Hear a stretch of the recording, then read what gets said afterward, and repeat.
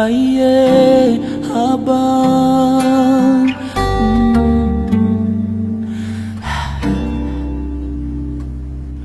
Ninday ngareti si kanisi zalaye Nishulumuta si kanisi mati Novangu ifiki Dana ruzu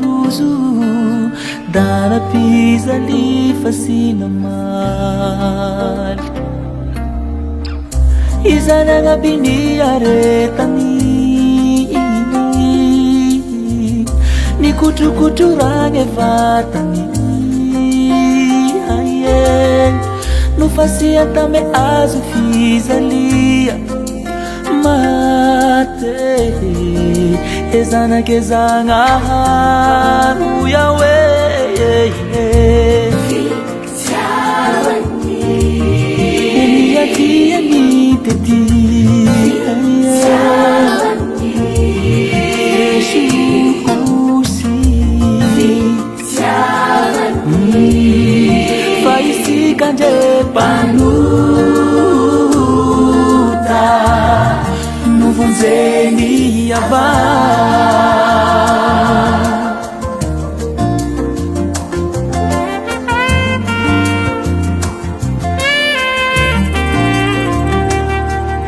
Ninday ngareti si kanisi zalaye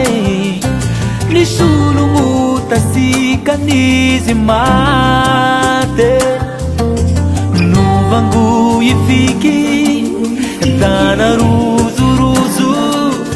Dana pisa li fasina male Fatame nga nufate